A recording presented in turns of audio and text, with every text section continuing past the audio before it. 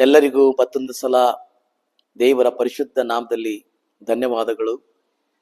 ದೇವರು ಕೊಟ್ಟಂತ ಸುಂದರವಾದಂಥ ಅವಸಾರಕ್ಕಾಗಿ, ಅಮೂಲ್ಯವಾದಂಥ ಪವಿತ್ರವಾದಂಥ ಆತನ ವಾಕ್ಯಕ್ಕಾಗಿ ದೇವರಿಗೆ ಸ್ತೋತ್ರವಾಗಲಿ. ಈ ದಿನ ನಾವು ನೋಡುವಂತಹ ವಿಷಯ, ಯಾವಾಗಲೂ ಗೆಲ್ಲುವುದಕ್ಕಾಗಿ ಪ್ರೇರಿತರಾಗಿರಿ. ಯಾವಾಗಲೂ ಗೆಲ್ಲುವುದಕ್ಕಾಗಿ ಪ್ರೇರಿತರಾಗಿರಿ. ಫಿಲಿಪ್ಪಿದವರಿಗೆ ಬರೆದ ಪತ್ರಿಕೆ 3ನೇ ಅಧ್ಯಾಯ 13-14 ನಾವು ಓದ್ತೇವೆ.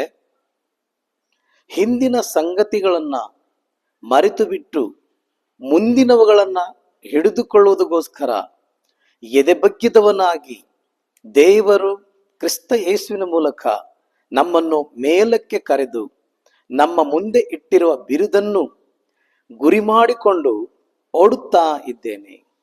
ಹಿಂದಿನ ಸಂಗತಿಗಳನ್ನ ಮರೆತು ಬಿಟ್ಟು, ಹಿಂದಿನ ದಿನ ಏನಾಗಿದೆ, ಹಿಂದಿನ ದಿನ ನಾವು ಯಾವ ಕಷ್ಟವನ್ನ ಅನುಭವಿಸಿದ್ದೇವೆ, ಹಿಂದೆ ನಾವು ಯಾವ ರೀತಿಯಿಂದಾಗಿ ಜೀವಿಸಿದ್ದೇವೆ, ಯಾವ ತಪ್ಪು ನಡೆಯಿತು, ಏನಾಯಿತು, ಹಿಂದಿನವುಗಳನ್ನ ಮರೆತು ಬಿಟ್ಟು ಕೆಲವೊಂದು ಸಲ ಹಿಂದೆ ಆದಂತ ಅನೇಕ ಕಹಿ ಘಟನೆಗಳು, ತಪ್ಪು ನಿರ್ಣಯಗಳು, ಇದನ್ನ ಯೋಚನೆ ಮಾಡುವಾಗ ನಾವು ದುಃಖದಲ್ಲಿ ನಾವು ಕಾಲ ಕಳೆಯುತ್ತೇವೆ.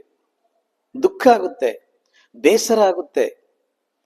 ನಾವು ನೋಡ್ತೇವೆ. ಇದರ ಹೊರತಾಗಿಯೂ ಕೂಡ ನಾವು ಗೆಲ್ಲುವುದಕ್ಕೋಸ್ಕರ, ಪ್ರೇರಿತರಾಗುವುದಕ್ಕೋಸ್ಕರ ದೇವರ ವಾಕ್ಯ ನಮಗೆ ಹೇಳ್ತಾ ಇದೆ, ಹಿಂದಿನವುಗಳನ್ನ ಮರೆತು ಬಿಡು. ಹಿಂದೆ ಏನಾಗಿದೆ ಎಂಬುದರ ಬಗ್ಗೆ ಯೋಚಿಸಬೇಡ. ಕೆಲವೊಂದು ಸಲ ನಾವು ಹಿಂದೆ ಏನಾಗಿದೆ ಆ ಭಯದಲ್ಲಿ ನಾವು ಜೀವಿಸ್ತೇವೆ. ಆ ಭಯದ ಮಾನಸಿಕತೆಯೊಂದಿಗೆ ಜೀವಿಸ್ತೇವೆ. ಅಸಫಲತೆಯ ಭಯದಿಂದ ನಾವು ಯೋಚಿಸುತ್ತಾ ನಾವು ಜೀವಿಸುತ್ತೇವೆ. ಸೋಲಿನ ಮಾನಸಿಕತೆಯೊಂದಿಗೆ, ಭಯದೊಂದಿಗೆ ನಾವು ಜೀವಿಸ್ತೇವೆ. ಈ ದಿನ ಹಾಗಾಗಿತ್ತು, ಈ ದಿನ ಆ ರೀತಿ ಆಯಿತು. ನಾವು ಹಿಂದಿನವುಗಳನ್ನ ನೆನಪಿಟ್ಟುಕೊಂಡು ಮುಂದಿನ ಭವಿಷ್ಯವನ್ನ ಭಯದಲ್ಲಿ, ನಿರಾಸೆಯಲ್ಲಿ, ಬೇಸರದಲ್ಲಿ, ಸೋಲಿನ ಮನೋಭಾವನೆಯೊಂದಿಗೆ ನಾವು ಜೀವಿಸ್ತಾ ಇರ್ತೇವೆ. ದೇವರ ವಾಕ್ಯ ಹೇಳುತ್ತೆ, ಹಿಂದಿನವುಗಳನ್ನ ಮರೆತು ಬಿಟ್ಟು ಮುಂದಿನವುಗಳನ್ನ ಹಿಡಿದುಕೊಳ್ಳುವುದಕ್ಕೋಸ್ಕರ ಎದೆಬಗ್ಗಿದವನಾಗಿ. ನಾವು ನೋಡ್ತೇವೆ. ಉದಾಹರಣೆಗಾಗಿ ಕೆಲವೊಂದು ವಿದ್ಯಾರ್ಥಿಗಳಿದ್ದಾರೆ, ಒಂದು ವಿಷಯಕ್ಕಾಗಿ ಬಹಳ ಕಷ್ಟಪಟ್ಟು, ಪರಿಶ್ರಮ ಪಟ್ಟು, ಹಗಲೂ ಇರುಳು ಅಭ್ಯಾಸ ಮಾಡಿ ಅವರು ಓದ್ತಾ ಇರ್ತಾರೆ. ಯಾಕಂತಂದ್ರೆ ನಾವು ಹಿಂದಿನ ದಿನ ನಾವು ಫೇಲ್ ಆಗಿದ್ದೀವಿ ಪರೀಕ್ಷೆಯಲ್ಲಿ.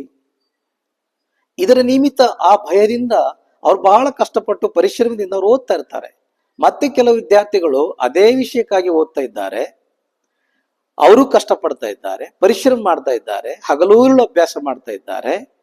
ಆದರೆ ಅವರು ಪುರಸ್ಕೃತರಾಗುವುದಕ್ಕೋಸ್ಕರ, ಗೆಲುವನ್ನ ಹಾಸಿಲ್ ಮಾಡೋದಕ್ಕೋಸ್ಕರ ಅವರ ಮುಂದೆ ಇದ್ದಿರುವಂತ ಬಿರುದನ್ನು ಗುರಿ ಮಾಡಿಕೊಂಡು ಅವರು ಓದ್ತಾ ಇದ್ದಾರೆ. ಇಬ್ರು ಕೂಡ ಓದ್ತಾ ಇದ್ದಾರೆ, ಇಬ್ಬರು ತರಹದ ವಿದ್ಯಾರ್ಥಿಗಳು ಓದ್ತಾ ಇದ್ದಾರೆ. ಆದರೆ ಅವರಲ್ಲಿ ಬೇರೆ ಬೇರೆ ಆದಂತಹ ಉತ್ಸಾಹ ಇದೆ. ನಮ್ಮ ಜೀವಿತ ಕೂಡ ಹೀಗೆ ಇದೆ. ನಾವು ಕಷ್ಟಪಟ್ಟು, ಪರಿಶ್ರಮ ಪಟ್ಟು ಏನೆಲ್ಲ ನಾವು ಮಾಡ್ತಾ ಇರ್ತೀವಿ. ನಾವು ನೋಡ್ತೇವೆ, ಅವರ ಉತ್ಸಾಹ ಏನಾಗಿದೆ ಅದರ ಮೇಲೆ ನಿರ್ಧರಿತಿದೆ. ಆದ್ರಿಂದ ನಾವು ಯಾವಾಗಲೂ ಕೂಡ ವಿಜಯದ ದೃಷ್ಟಿಕೋನದಿಂದ ಮತ್ತು ಸಫಲತೆಯ ಕನಸಿನ ಮೂಲಕ ಉತ್ಸಾಹಿತರಾಗಬೇಕು, ಪ್ರೇರಿತರಾಗಬೇಕು. ಕಳೆದ ದಿನ ಏನಾಗಿದೆ ಅದರ ಬಗ್ಗೆ ಯೋಚಿಸಬೇಡಿ. ಕಳೆದ ದಿನ ಆದಂತ ತಪ್ಪಿನ ಮೂಲಕದಲ್ಲಿ ಭಯ ಪಡುವುದನ್ನ ಅಸ್ವೀಕಾರ ಮಾಡಿ, ಹೀಗಾಯ್ತು ಎಂಬುದಾಗಿ ಅದರ ಮೂಲಕವಾಗಿ, ತಪ್ಪಿನ ಮೂಲಕವಾಗಿ, ಅದರ ಮೂಲಕ ಬಂದ ಭಯದ ಮೂಲಕವಾಗಿ ಜೀವಿಸುವುದನ್ನ ಮನ ಮಾಡ್ರಿ. ಸೋಲಿನ ಬಗ್ಗೆ ಯೋಚಿಸಬೇಡಿ, ಅಸಫಲತೆ ಬಗ್ಗೆ ಯೋಚಿಸಬೇಡಿ, ಅದರಿಂದ ಭಯದಿಂದ ಜೀವಿಸಬೇಡಿ. ನಾವು ಗೆಲ್ಲುವುದಕ್ಕಾಗಿ ಹುಟ್ಟಿದ್ದೇವೆ. ಪವಿತ್ರ ಆತ್ಮನ ಶಕ್ತಿಯಲ್ಲಿ ನಡೆಯಿರಿ.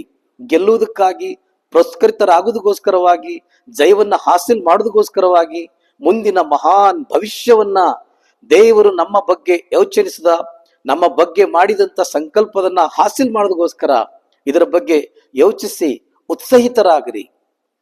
ನಾವು ಹಿಂದಿನ ದಿನಗಳಲ್ಲಿ ಪಟ್ಟಂತ ಕಷ್ಟ, ಕಳೆದುಕೊಂಡಂತ ನಷ್ಟಗಳು ಮತ್ತು ಅನೇಕ ರೀತಿಯಾಗಿ ನಿರಾಸೆ, ಬೇಸರಗಳು, ಇದರ ಹೊರತಾಗಿಯೂ ಕೂಡ ಗೆಲುವು, ಮಹಿಮೆಯ ದೃಷ್ಟಿಕೋನವನ್ನ ಇಟ್ಟುಕೊಳ್ಳಿ. ಮುಂದಿನವುಗಳನ್ನ ನೋಡಿ, ಹಿಂದಿನವುಗಳನ್ನ ಮರೆತು ಬಿಡಿ.